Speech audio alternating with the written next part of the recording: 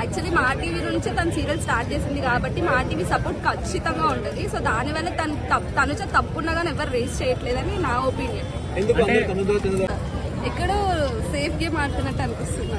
చాలా ప్రౌడ్ అనిపించింది నాకైతే. ఎందుకంటే నేను కూడా ఒక కామన్ ఉమెన్ గా నేను కూడా వెళ్తే అంతే ప్రౌడ్ గా ఫీల్ చేయం. ఒక కామన్ మ్యాన్ గా అంతవరకు వెళ్ళాడంటే చాలా గ్రేట్ అనిపించింది. అది సారీ తనుజది ఎందుకంటే దివ్య తన పాయింట్ రేస్ చేసింది అక్కడ ఇక్కడ నుంచే పర్సనల్ గా తీసుకుంటుందేమో అని నాకు అనిపించింది. సో తనుజ అవుతుందేమో అనిపిస్తుంది నాకు. దివ్య ఎందుకు టాప్ 5 లో కూడా ఉండదు అనిపిస్తుంది నాకు.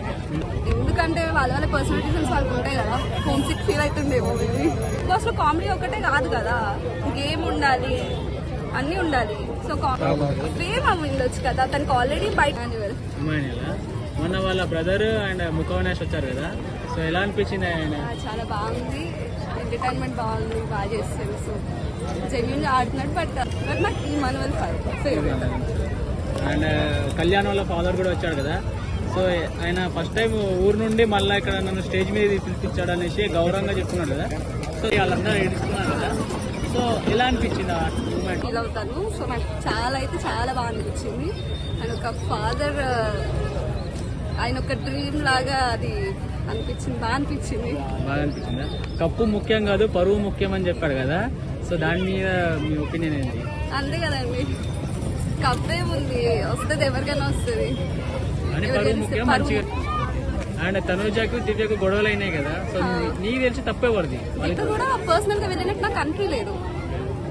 కానీ దివ్య ఏంటంటే ఒక 2 వీక్స్ నుంచి టార్గెట్ పెట్టుకుంది కదా. లేదు, నాకైతే అట్లా అనిపించలేదు.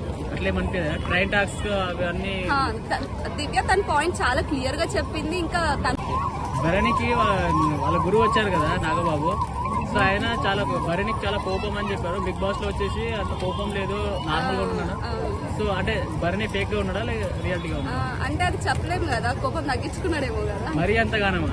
తగ్గించుకోవచ్చు, ఏముంది బ్రో, తగ్గించుకోవాలంటే తగ్గించుకోవచ్చు. టైటిల్ విన్నర్ ఎవరు అవుతారు? నాకెందుకు సుమన్ శెట్టి గేమ్ ఎలా ఉంది? బాగుందా? బాగా అనిపిస్తుందా? టాప్ 3 ఎవరు ఉంటారు? ఇమాన్యుయల్, తనుజ, కళ్యాణ్. అయితే దివ్య వాళ్ళ పేరెంట్స్ వచ్చినప్పుడు దివ్య ఫస్ట్ లో పెట్టకుండా లాస్ట్ లో పెట్టారు కదా, సో వాళ్ళు జెన్యూన్ గా చెప్పారనిపించింది. మరి దివ్య ఏడుస్తుంది కదా కూర్చొని. ఏడుస్తుంది, ఇంకా ఏడ్చినా అనిపిస్తుంది. మీకు నచ్చిన కంటెస్ట్ ఎవరమ్మా? ఇమాన్యుయల్. బాగా ఆడుతున్నాడా? బాగా ఆడుతున్నాడు. సుమన్ శెట్టి ఎట్లా ఆడుతున్నారు? బాగా ఆడుతున్నారు, అందరు మంచిగా ఆడుతున్నారు. ఈ వారం ఎలిమినేషన్ ఎవరు అవుతారు? భరణి అవుతున్నారు. స్టార్టింగ్ లో సుమన్ శెట్టి విన్నర్ అనుకున్నారు కదా, ఎందుకలా తగ్గిపోయాడు అనుకుంటున్నారు మీరు? ఏం చూసారు కదా?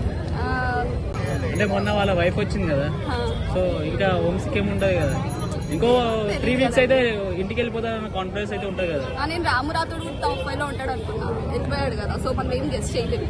వాళ్ళ మైండ్ సెట్ ఎలా ఉందో మనకు తెలియదు. సంజన గారు ఎట్లా ఆడుతున్నారు? సంజన గారు అంతేం లేదనిపించింది నాకు. ఫస్ట్ లో ఉండే బాగా కంటెంట్ ఇస్తుండే, ఇప్పుడు చాలా తగ్గిపోయింది, కంటెంట్ ఏం లేదు. కళ్యాణ్ బాగా ఆడుతున్నాడు. ఒక కామన్ మ్యాన్ గా అంతవరకు వచ్చాడంటే అసలు చాలా మంచిగా అనిపించింది నాకు.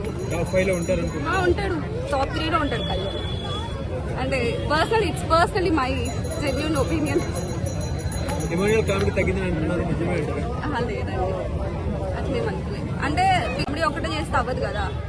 ఇంతకు ముందు సీజన్ లో అవినాష్ కూడా వచ్చాడు, కామెడీ ఒక్కటే చేసినట్టు అనిపించింది.